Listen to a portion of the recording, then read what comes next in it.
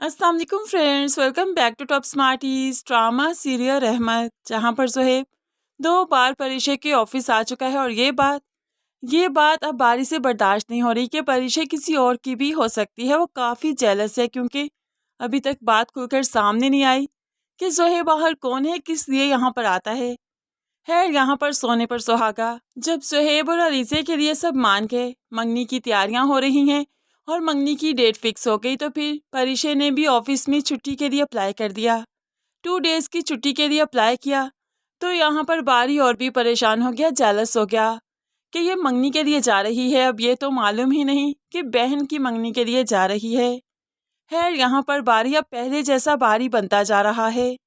बाप बारी को देखकर परेशान है कि पहले तो बहुत अच्छा हो गया था, बहुत अच्छे से काम करने लगा था, लेकिन अब ये ऐसा क्यों कर रहा है। परीशे भी तो 2 दिन की लीव पर चली गई। वो इतनी गैर जिम्मेदार कैसी हो सकती है। बाप को अपने प्रोजेक्ट की पड़ी है और बेटे को अपनी मोहब्बत खो जाने का डर है।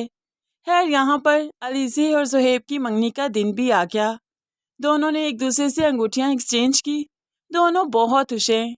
माँ और बहनें अब तो अलीज़े की बलाएं लेने लगी। परीशे भी ज़ोहैब के साथ काफ़ी खुश है कि वो उसकी बहन को बहुत खुश रखेगा। आखिरकार अलीज़े और ज़ोहैब एक हो ही जाएंगे। माँ और बहन जितना भी ना करते रहें, लेकिन ज़ोहैब अपनी मोहब्बत को ले उड़ेगा। रमशा से किसी भी तौर ये रिश्ता हजम नहीं हो रहा। वो अपनी माँ को बार बार इसी बात पर फोर्स करती है कि शादी में कोई खर्चा नहीं करना, बस कह देंगे टाइम कम था, बाजार नहीं जा सके, तबीयत खराब थी। इसी तरह से ही टालते रहेंगे और शादी पर कोई भी खर्चा नहीं करेंगे, क्योंकि हमें तो जल्द अज जल्द अलीज़े को तलाक दिलवानी है और उसके बाद धूमधाम से मैं अपने भाई की शादी करूंगी। यही सब कुछ सोच सोच कर रुमैसा इस शादी में माँ को कुछ भी खर्च नहीं करने देगी। और माँ जो बेटी कहती है वही मान रही है। 2 दिन की छुट्टी के बाद परीशे जो ऑफिस आई तो बारी उसे देखता ही रहा, क्योंकि ना सिर्फ हाथों पर मेहंदी थी, बल्कि उसकी उंगली में अंगूठी भी थी। परीशे 2 दिन के बाद आई तो मालूम था कि काम काफ़ी पेंडिंग है, इसलिए आते ही वो काम के ध्यान में लग गई। बारी के सामने फाइल करते हुए कहने लगी, अब हमें जल्द अज जल्द इस प्रोजेक्ट को कंप्लीट करना होगा।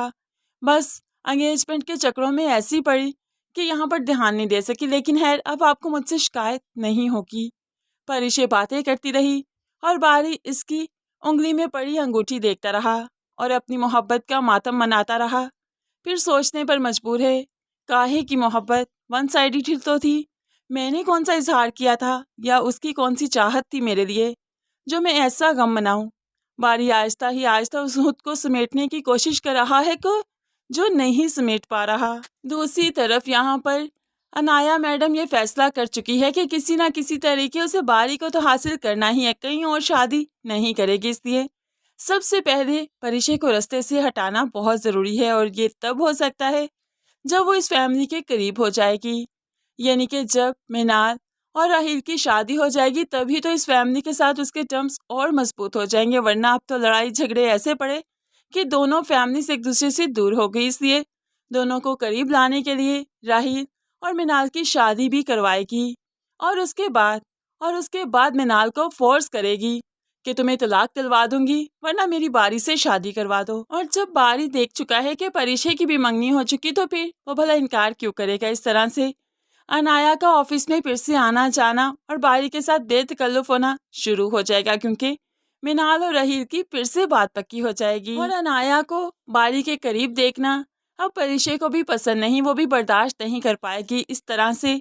परीशे को भी आहिस्ता ही आहिस्ता एहसास होगा कि वो बारी को बहुत चाहती है, उसके साथ किसी और को बर्दाश्त नहीं कर सकती। यानी कि मोहब्बत तो दोनों तरफ से है, बस जब कोई तीसरा इनकी जिंदगी में आएगा तब ही तो इन्हें मोहब्बत की शिद्दत का एहसास होगा। पहले बारी को ज़ोहैब के आने के बाद अपनी मोहब्बत की शिद्दत का एहसास हुआ और अब यहाँ पर परीशे को अनाया के आने के बाद मोहब्बत का एहसास होगा कि वो सिर्फ बारी को सर नहीं मानती, सिर्फ उसकी रिस्पेक्ट नहीं करती, बल्कि उसे चाहती है, उसे मोहब्बत करती है, उसे किसी और के साथ शेयर नहीं कर सकती।